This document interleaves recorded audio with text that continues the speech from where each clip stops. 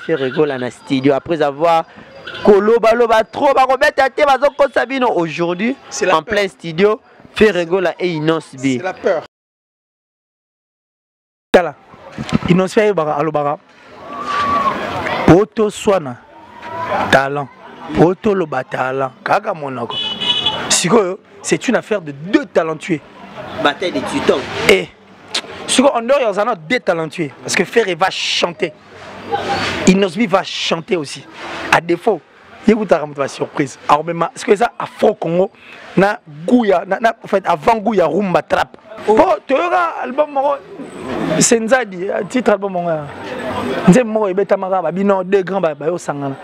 Ça dit, l'artiste est sangana, frère Nabiso, c'est raté. Vous comprenez?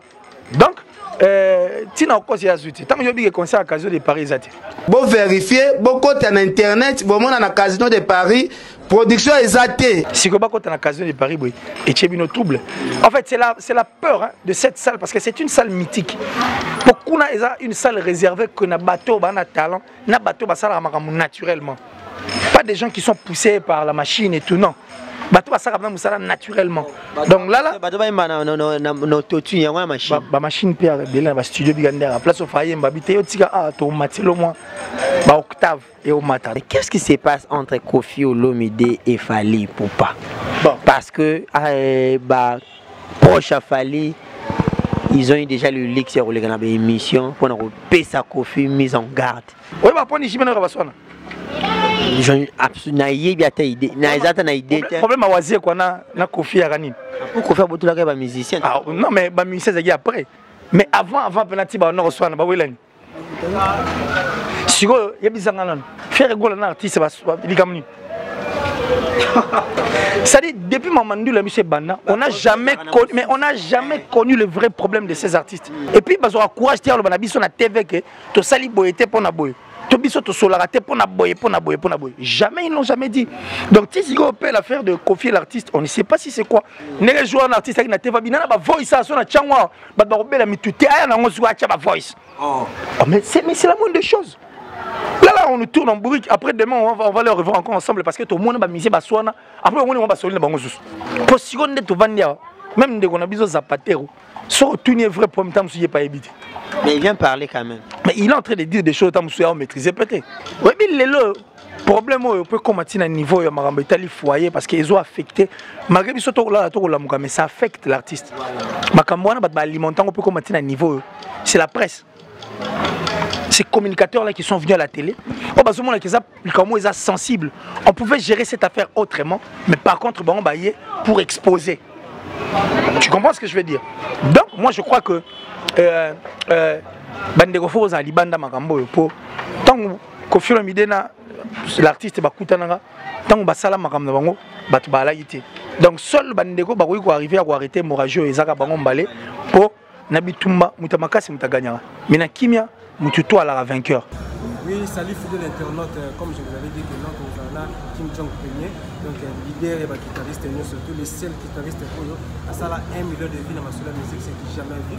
Donc notre Ozana est parce que déjà bientôt, le 24 Ozana, on a Olivier de concert, il y a Papa Hervé, donc monsieur chanteur, donc Moyem, il y a ça la fierté, le tapis de la musique congolaise. On a dit à la bus le 30 juin, restez branchés parce que nous serons en direct sur l'Urgence TV et nous allons célébrer le 1 an avec notre grand frère Marc Aouz, autrement dit Kim Jong-un. Joyeux anniversaire, Botama et l'amour, Émergence One TV. Botama et l'amour. Balobi Marc Aouz a maraté mais pour Émergence One TV. Ameki ko bwaka mongongo na nzungu po bato ba savourer na occasion ya anniversaire to fêter na biso pendant le 30 juin mais to suit lo au sala nsaki madesu na lipanda ya mboka donc c'est-à-dire le 30 juin eza indépendance ya mboka tango aussi ça lipanda otsike lumumba fololo otsike lumunda cadeau na ba chombe na ba kasavubu mbangu ya na Olivier ce côté to ya fêter fête. Il y a émergence One Télévision, tu regardes pour te faire le champagne, tu as un gâteau, émergence One TV, tu as mis ton bouca, pour et ça l'a bien, surtout les Gaulois, les Gauloises, les gladiateurs, les kamikazes de frères Gola. Abonnez-vous massivement pour vos infos sûres et nettes de la part de Marc Aous Kim Jong Premier. Eh bien voilà, merci beaucoup chers amis, chers abonnés de Emergence One Télévision. Tariq Ngango, le richissime journaliste en Zambie, à la présentation. Aujourd'hui, j'ai le réel plaisir de vous savoir si nombreux vous êtes disséminés à travers le monde. Vous en avez parlé, dans votre bureau. Bon, mais ça, nous comme d'habitude. Un grand merci, Kimia Yanzambe et Zanabino, dans famille, Nabino, dans Bandaku. Partout, vous également. Une pensée à toutes les personnes qui sont malades, dans l'hôpital, dans la prison, que la main puissante Yanzambe est assistée. Vraiment, un grand merci également à tous les fans de Tariq Ngango, fan club Tariq Ngango, vous êtes disséminés partout. Napé Sivino Bambote, un grand merci à Papier Kofo Business Ambon en direct d'Istanbul. Plein de bonnes choses à toi, mon vieux.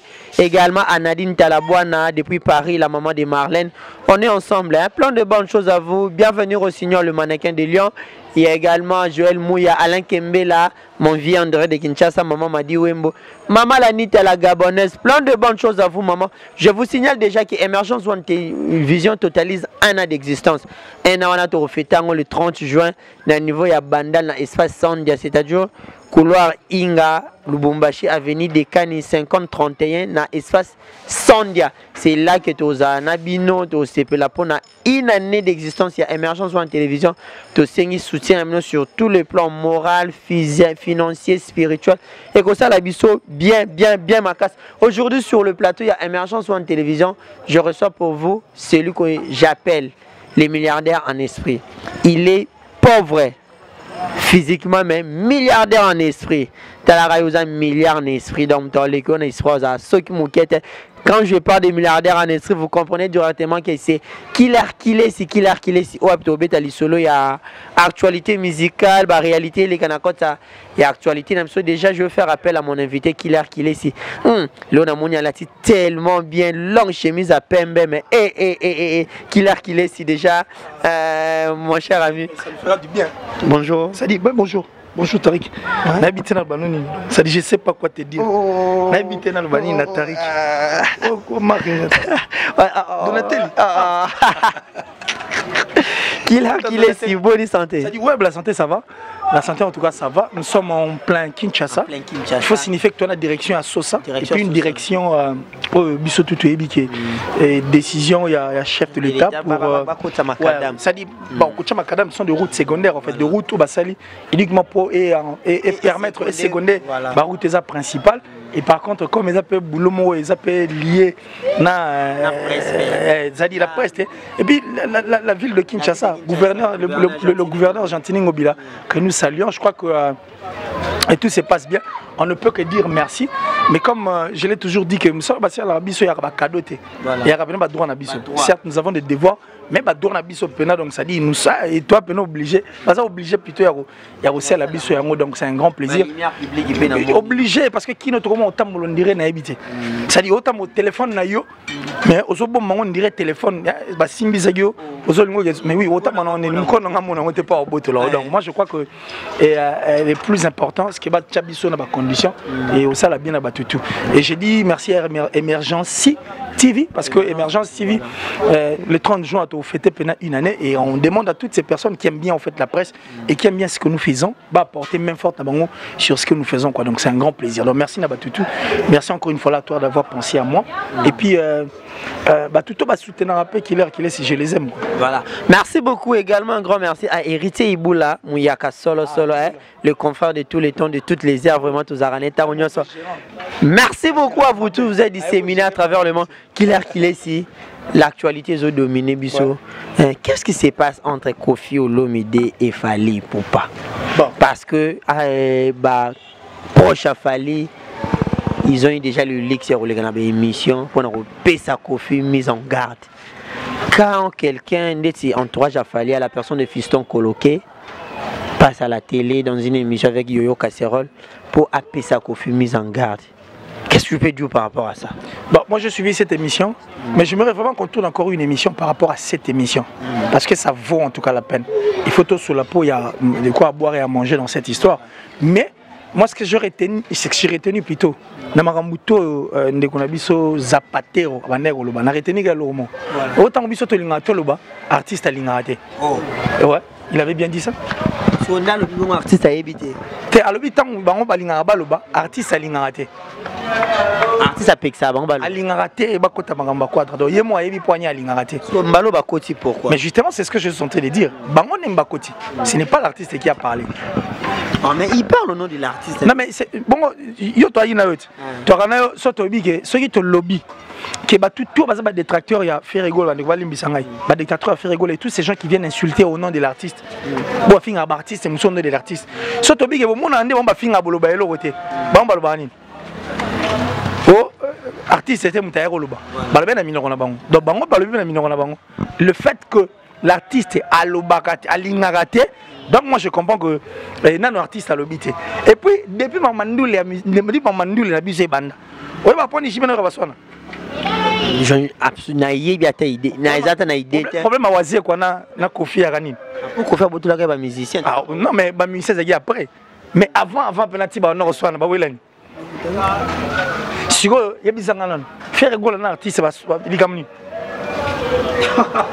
C'est-à-dire, depuis Mamandoule et M. Banda, on n'a jamais connu le vrai problème de ces artistes. Et puis, ils ont courage de dire que la TV, que tu sali boyete pour na boy.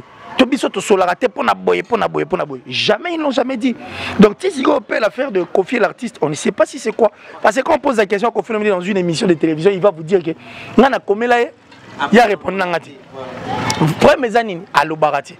So bokia na quand musuku na lika ni ote na lingaka te bo simba. Parce que ezakani le vrai point parce que pour lelo tout le baki baza pena na problème, il faut pena ba la tapena ba mbati pena. Pourquoi mi ban? Ba la tipena mbati nenga na so lika mpena zo ko papa na no moni e a lingelo roté et puis a lingango te. Ça dit qui se met vraiment en homme. Bah est-ce qu'on a TV les à la de bouche parce que les gens qui viennent parler ne font qu'interpréter. Sur l'eau ma belle la interprétation. Ça dit qu'on rapportait une information et subit ça la déformation. Hein.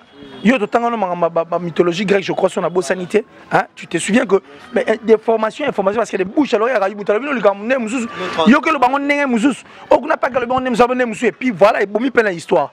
Mais seulement pour bisotos à la rassurer. Et puis toi qu'est-ce qui se passe au juste?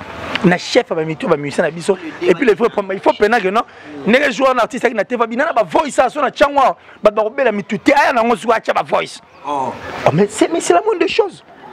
Là on nous tourne en bourrique après demain on va les revoir encore ensemble parce que tout le monde ba musicien ba soana après on va solide bango susu. Voilà. Ba kota guerre Fabrigaza après na suka Fabrigaza non so na saki mabe limbisanga ba suka. Mais il faut regarder ça toro. Non mais nous nakutu na kena ngana na mpanzi wana te yaki mwana wenge ou quoi. Ngana so ngana nenga réalité makambo. Tous ces gens qui mais voilà, ces gens qui s'imprègnent en fait makambo là oyo. Bango nemba tourner en bourrique. Ce sont eux qui après, vous comprenez? Ba marasko bizeng.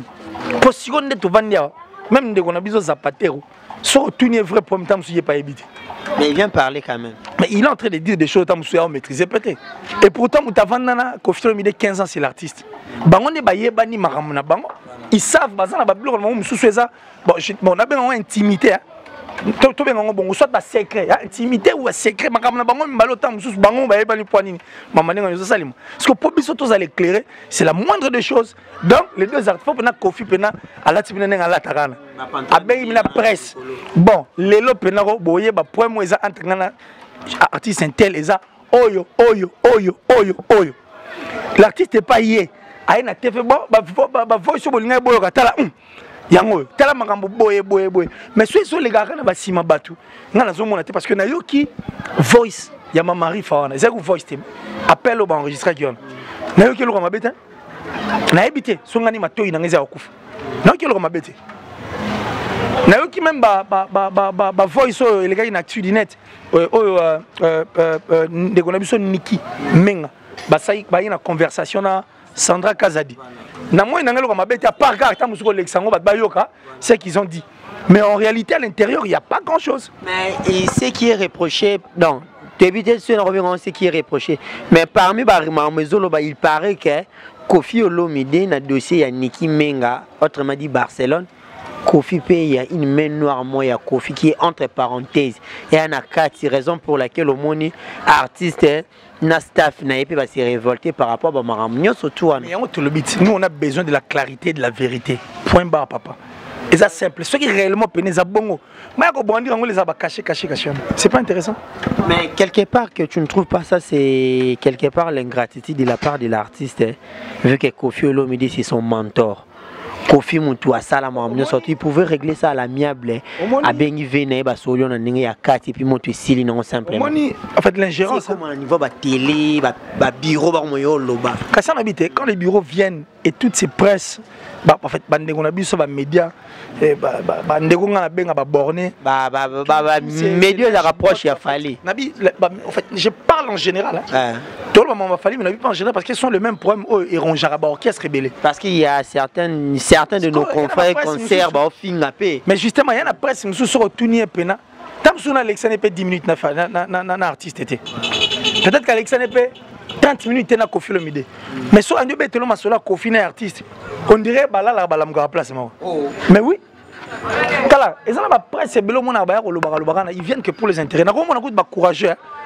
Il y a des ceux qui sont des lâches. Ils appellent pas lâcheté. Au pena tu es assumer pour moninga na lobela pena artiste. Ba na bango. Mais les pena la c'est parce qu'il y a de vérités qui viennent à la télé. Vous venez habiter, na la pena artiste pour azana succès, pour na landi pena pour na sala commerce na ngai.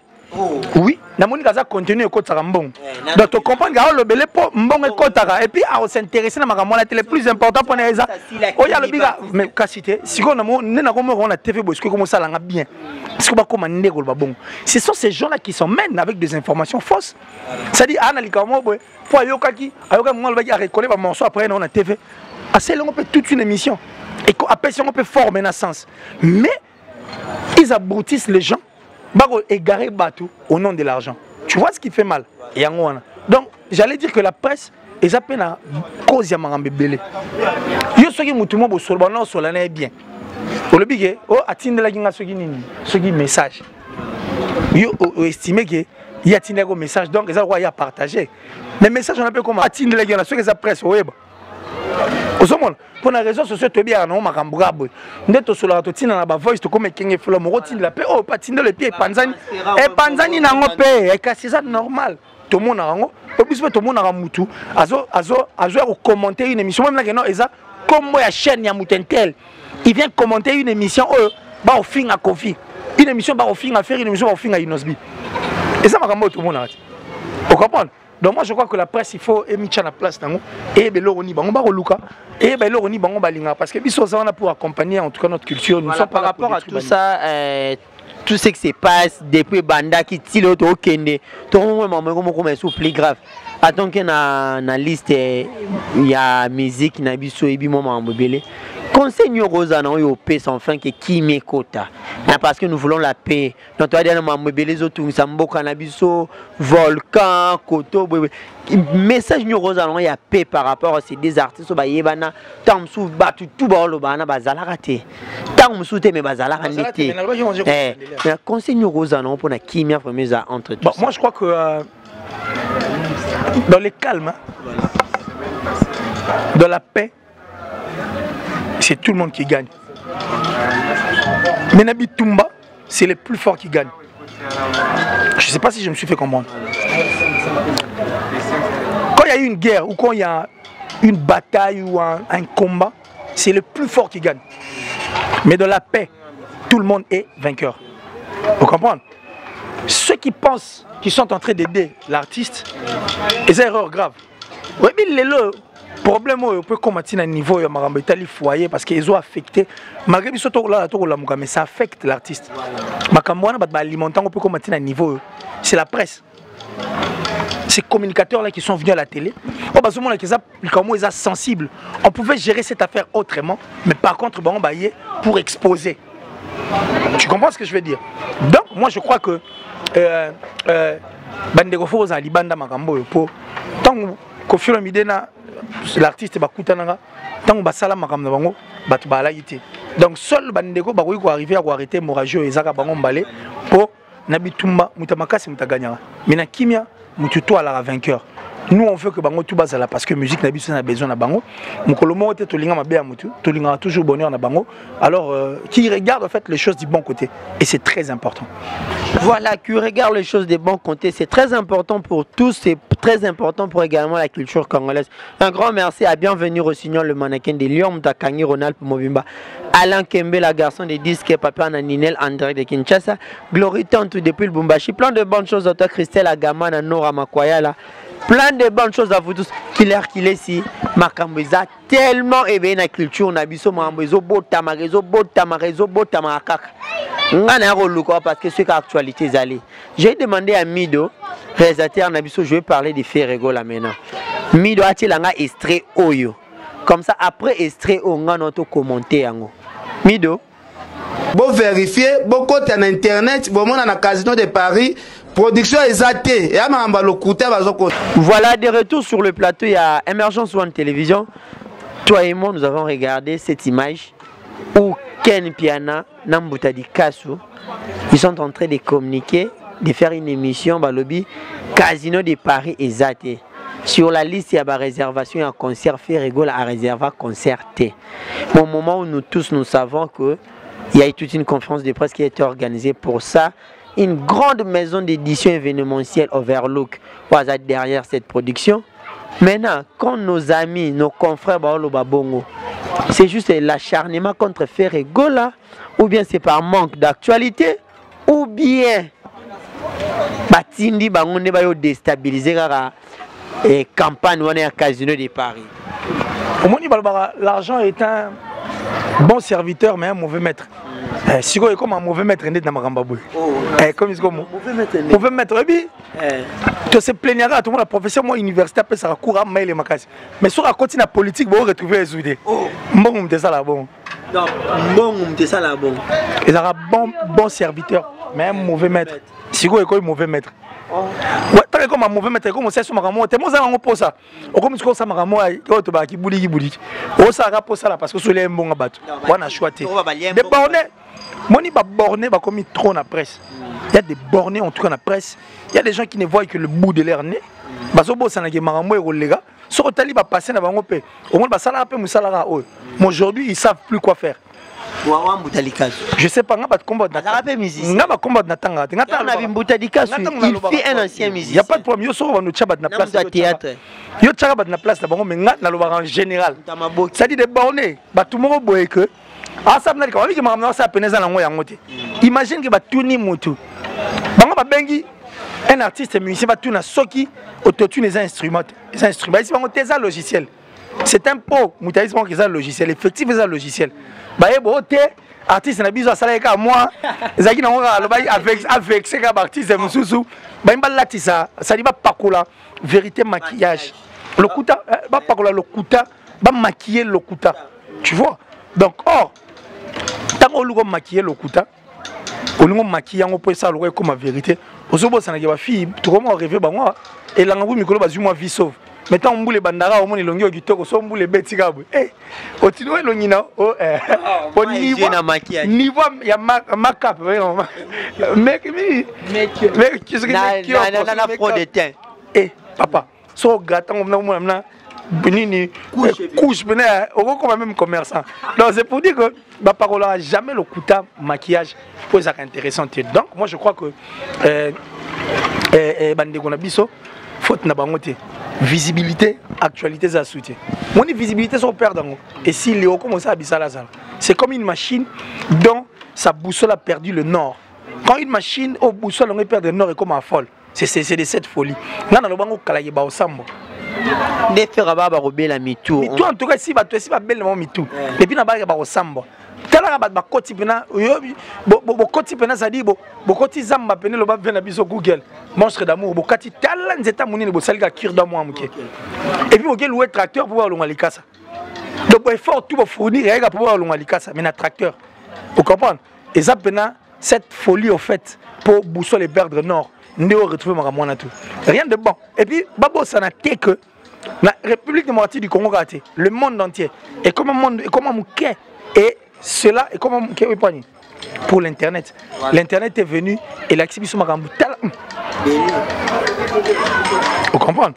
Donc, tina okosi ya zuti tant que je concert à Casino de Paris zati si que bako na Casino de Paris boy et chebino trouble en fait c'est la peur hein, de cette salle parce que c'est une salle mythique beaucoup na une salle réservée que na bateau ba na talent na bateau ba sala makamu naturellement pas des gens qui sont poussés par la machine et tout non bateau ba sala musala naturellement donc là bateau ba imba no totu ya wa machine ba machine père belé ba studio bigandera place au faye mba bité yo tika to matelo moi ba octave et au matin donc kuna c'est de cette peur parce qu'ils savent que Ferrego là ira représenter la République démocratique du Congo valablement na kata salle wana Casino de Paris et puis à Yemba comme pas possible parce que lui chanter c'est lui quoi donc c'est de cette peur et puis bah comme aussi concert penait à 180 €.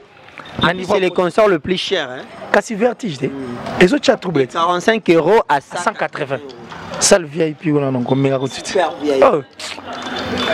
Papa Boussole mon père de nord machine est comme folle sina lo bango on était bango on va comme linga ba mibali ba comme bunda aussi mi ko to fingi oh eba bango na bango bazo soana fort héritier bakanga bango bakanga bango la bi héritier mtema bango la bi po yala président banani ba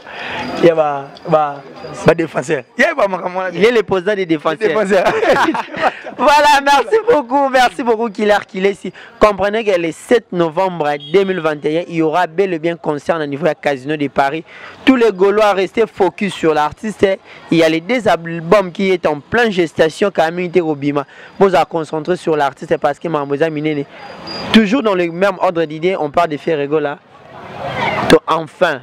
Enfin ndoto elati ndoto elati nzoto Inos bina Ferrego là na studio après avoir koloba trop ba robeta te bazo kosabino aujourd'hui en plein studio Ferrego là et Inos bi. C'est la peur. C'est la peur.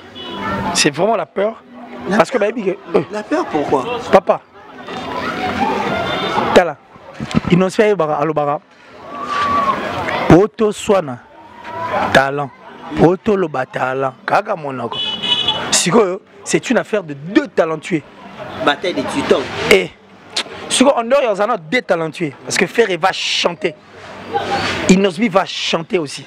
À défaut, il y a une surprise. Alors, est-ce que ça, Afro Congo, en fait, avant Gouya Rumba Trap. Imaginez fusion Afro Congo Rumba Trap. Allez, ingéniosité, si il y a Jizo. Et il y a un sous. Au son on est ça. Babeli mitou. Pour tu auras album Senzadi titre album nze mo ebeta maka babino deux grands ba yo sangana. Ça dit l'artiste ya sangana na frère na biso abeta nze mo boy Senzadi so Senzadi. Ah la clair ko qu'il est bon landa ebele. Azo lukanesco. Oyebi na yo. Va venir te. Oh titre nango.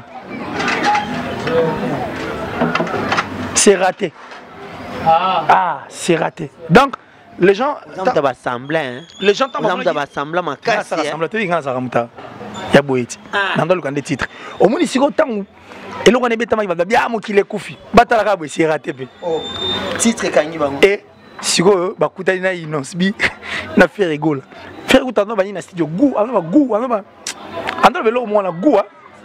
goût. C'est la peur. Donc, Ferré va donner le meilleur de lui, Inosbi va donner le meilleur de lui, et ça sera une bombe. Et c'est cette bombe-là qui fait peur. C'est la bombe qui fait peur. Si. Killer si petit à petit, Tourmo Kuma. Tourmo Kuma Pénal. Tu as featuring tout Inosbi à Sala et Simba. Oui, point. ala amute mabete Nyambongo na bino featuring tout asala ka Simba ala amute mabete et puis tala ba featuring nyonso faire asala et faire kana amute mabete aya ka na bolingo na ye avec les défunts Al Pacino mais so aya kana bolingo na ye na bino aya kana bolingo na ye yo ka boko beta ba mayeno ma oyo ka Simba, c'est-à-dire quand il vient avec son cœur, il vient avec son amour. Et c'est demain avec Inos vient avec son cœur, il vient avec son amour. Deux personnes amoureuses. Ça doit être un thème. Imaginez les explosifs. Déjà. Deux personnes amoureuses, ils ont le souci de vouloir faire nourrir la musique qui est leur mère. Donc, Nabisio qui tord. Kitoko. Qu'il a qu'il est si petit à petit tout le monde peine à souka à fin il y a émission d'Abisso. Il y a un artiste congolais talentueux plutôt. Azong c'est mon lit moi Koufaki à la personne de Lebou Kabouya. Lebou Kabouya. Voilà.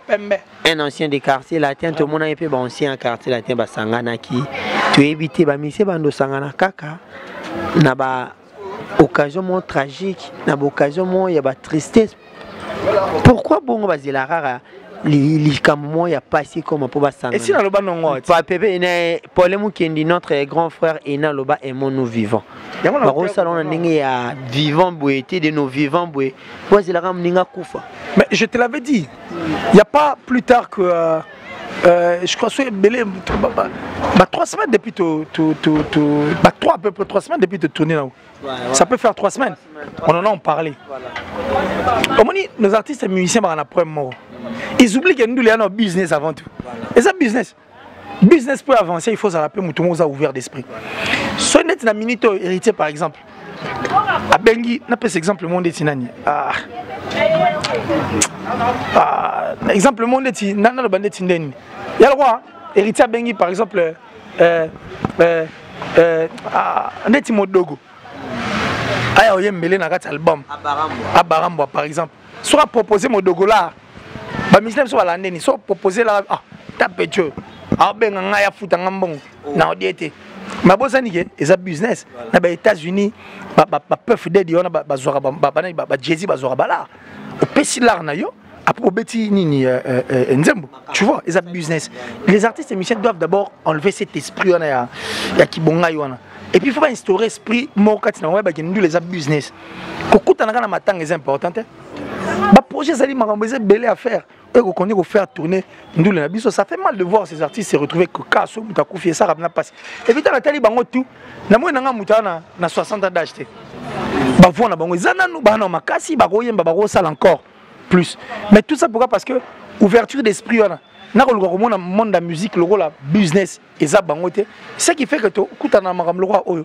Mais moi je crois qu'on a encore besoin de notre musique elle est encore forte mais bateau faut ba tcha esprit et puis mi pesa au fait bango fort wana bango ne siko ba la musique ya musalo faut basala tu comprends ce que je veux dire par là je peux dire que Ferrego avait raison yo sang sabaninga naïe parfaitement raison Asabasa dynastie mais parfaitement raison c'est ça en fait la musique le faible soutient le fort soutient généralement le faible c'est une force et c'est ça la force de la musique vous comprenez on comprend que mon Bill Clinton en actualité, tout en actualité. Ben il m'a monté pas fou là non, fouli moututé. Partager pour le reste c'est la totale dynastie. C'est le savoir-faire de Jules et de Ferrego. Biso ce que tu vivre dans une nostalgie et ça ni ezong ça sous ma comme Nathan. Mais c'est ce que les artistes doivent faire. Ça doit se faire comme ça l'artiste et tout. Bravo, bravo parce que l'initiative elle est bonne. Bande ko ba hésiter te balandango. Parce que ce balandi ça sera encore une bonne affaire. Ce balandi te mais le tobeta lisola joli moubia là. Baki amen. Il nous a chanté les chansons de son grand frère King Kester et mené à Kwamambo. Et puis si tout sentiment au lisuto yo qui est pied sali biso bien. Là on se la paix venir biso joker magala na mi de mamango moi trop bon fait joker et volo là il a alors mi de ah ouais t'es mais la biso ouais t'es de Bruxelles yebisaka vie senga asenga vie lo ngora abete organise fait son la bête en acoustique pour mutu tazo beta ngoti ta style mo bigu ta reconnaître. Mais pourquoi est-ce que Congolais toi no molimo ko attaquer toujours bateau style mo bigu dit que c'est une idée louable de la part de Ferrego la félicité mais attaquer au moins des méchants des aigris des haineux et de jaloux te comprendre bango.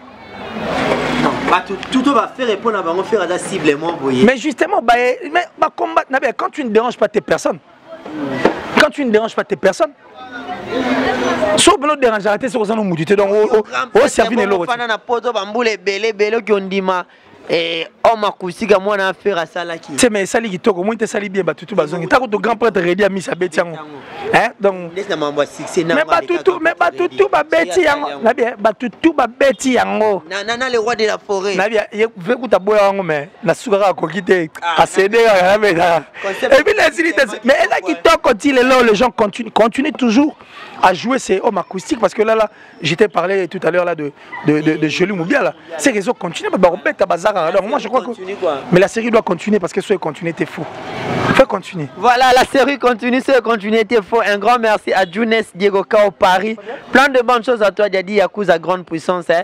Mon maître Yayo Angwana Yuyu Kabouikou plein de bonnes choses à toi Younes Diego Kao Paris hein? Nous sommes en plein Kinshasa dans mi de Venda Rozoa illustration à Kinshasa ndi bana babeta balé hein ndi bana babeta balé bomo ndi ba monter zoleka donc Kinshasa on venda yango to lingara et aussi hein, j'allais oublier un truc au moins il faut yeba qui a na makambo il a la chose vous comprenez et ça est peine dans le sang.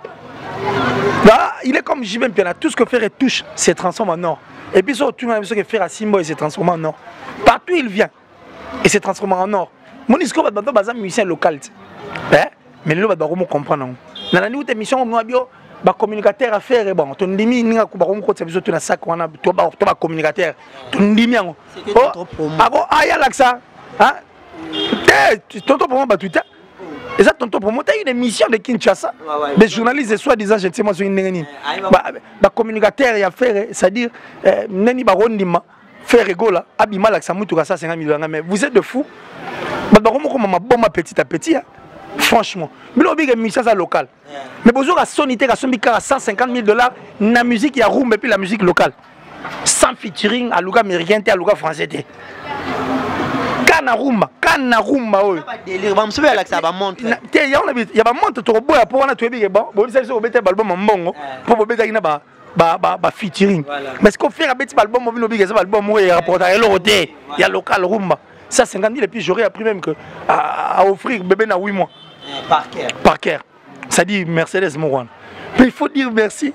Artiste local ensemble, merci.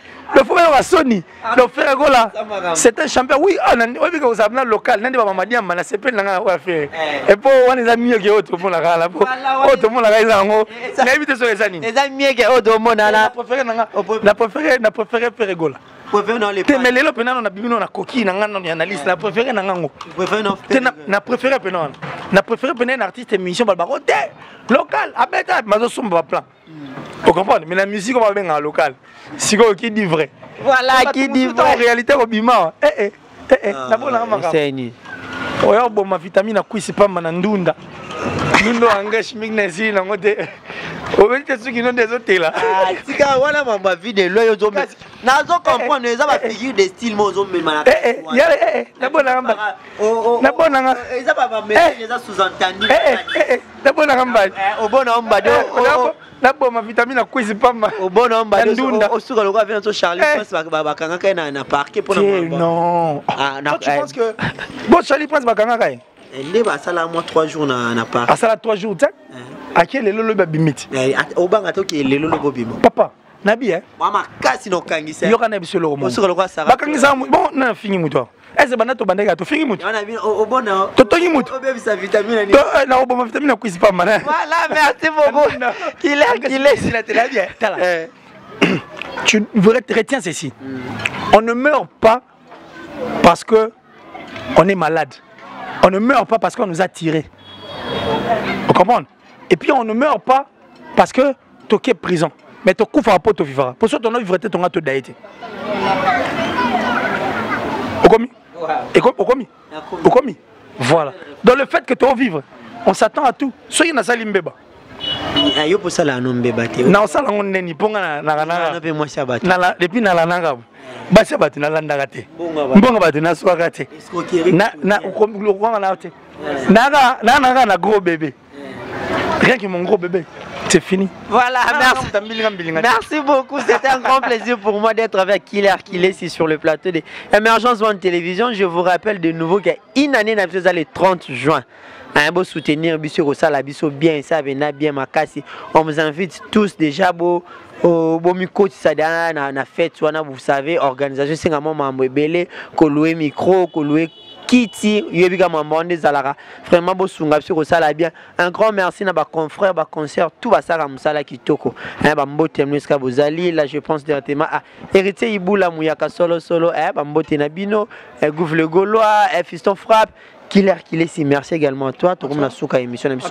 Quelques salutations et puis un message de la fin par rapport à l'émission Lélo Zali déjà. C'est-à-dire, la sorcellerie n'est pas un travail d'équipe. Waouh. Dans le logo d'animateur, mon indoki, le logo est un travail d'équipe. Tu comprends pas indoki nous va bimir. Bazo simba on te bango bazo bim. Vous faites grave concert à casino zate. Sorcier. n'est pas travail d'équipe. Quand on est sorcier, mais il faut être sorcier seul. Quand tu associes les gens à Yindoki, donc ça dit au Simbiete, Yemo avec Ndoki. T'es pas que faire à bien à Bango. Quand tu es bien avec les gens, Ndoki Bandobima. Vous avez bien à Mouto, ça m'a bête Ndoki Obima. Yemo Obima, non. Et les gars, t'es ma casque. À côté, il faut se dévoiler. Et puis on comprend automatiquement que c'est un sorcier. Alors la sorcellerie n'est pas un travail d'équipe. Si tu es sorcier, reste sorcier seul. Ça l'a bien quoi. Donc merci à mon papa chéri, en chair et en os de génération en génération forever, Jolie Atala, le patron de Translation 7. En tout cas merci infiniment, merci pour tout. Tout pour sa traduction mikanda na bango, qui m'a mango na Translation 7, on en a partout en Angleterre, c'est-à-dire une entreprise fiable, viable et pas une traduction au sel mapena comme il se doit et au salabiso bien. Et puis j'ai dit merci à la plus suspecte et la plus discrète Narata François, on a Datichou, donc ça dit la sponsor officielle de Killer TV. Merci infiniment, merci en tout cas et continue toujours à faire ce qui est important pour Killer au sala bien pour en fait toi accompagner pe ba chaîne Laura Emergency TV au sala malonga. Chérif Kachiko, l'image de la terre, à moi Moros, merci. Gianni Tanchunga pour Tubangamouchuri de Suisse-Irlande, le gourou du temps plein et le gourou du temple. Voilà. C'est déjà le gourou du temps plein et le gourou du temple. Wow. Merci à Blanchard, l'homme à la précision de la montre suisse, Yannick Kayenga. Donc merci à toi. Et j'ai dit merci comme ça à celui qu'on appelle le ministre de la Défense Nakatia Hollande, Tati Bouchiri. Merci infiniment Tati Bouchiri, le ministre de la Défense Nakatia Hollande. Merci encore une fois là à ma maman chérie, maman Julien Diebo Bissembi. Merci Nakulu tu aimé ma cabine Scofil. Et regarde donc ça dit aimé ma cabine Scofil. Et puis Kassia on a le boss Kofa Mamoni, mon thème il y a maman Florence Lubaki. Donc Kofa Mamoni 5 étoiles, mon thème maman Florence Lubaki. J'ai dit merci là-bas tout balinga Killer si donc c'est-à-dire Yves Massamba, Yves Massamba, ma Solange Mboulabo, donc ça dit mère Nabiso, Nabiso Banagitoko, donc Solestavi, et puis na Solestana, ça dit Bango tout Massamba, donc maman na Solestavi, Massamba et puis Solestana, donc ça dit Biso bien, il va tout balinga Killer c'est en tout cas la ligne Bango trop, Nabosani Nani. Les grands rappeurs, en Angleterre, les grands rappeurs Smokey, Smokey, donc ça dit les grands rappeurs en Angleterre. Mido kuta ozwana ozwana yule alibanga era mwango bakima mamanguti. Bo lugena yolo bo yena na VWT c'est bon. Ou des scampettes, vena biso. Et voilà le gabon. Non, ça dit j'allais dire Smokey le grand rappeur parce que Smokey il faut que Smokey wana c'est vraiment un grand rappeur, c'est-à-dire un Congolais qui habite en Angleterre, mais qui rappe en anglais. C'est-à-dire, mais il faut laisser tomber quoi. Donc, oui, Mao Gitoko, Kalata album, mais tout ça, la promotion n'est pas ça, la fierté à culture, Nabiso, Smokey, on a donc, non, merci infiniment. Et j'ai dit merci à Arnold de Mido, le caméraman le plus suspect, parce que lui, il est en mesure de manipuler 30 boutons à la seconde près. Mido, Arnold de Mokondiayolo. Mais, Mokondiayolo Bali. Voilà, merci beaucoup. Pour clôturer, ça dit, ma famille n'a pas comme belé. Ma famille n'a pas comme belé. Et bon, espérons que Nega to soleil. Voilà, merci beaucoup. C'est un grand plaisir pour moi d'être avec Killer sur le plateau. Il y a Emergence One Télévision. Je dis un grand merci à Mouzé également qui est derrière là. Hein, accompagner son aboulé, ça va tellement kitoko. Un grand merci Nabino Nyonson, Nadine Talabouana depuis Paris, la maman de Marlène. Plein de bonnes choses à toi, Papier Kofo Business à Mbongo. Toujours ensemble, Dadi Yakuza Grande Puissance, Jonas Diego Kao Paris, on est ensemble, Yuka Bouikou.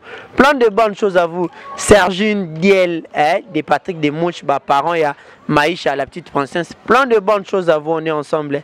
Je vous dis merci et au revoir, à la prochaine.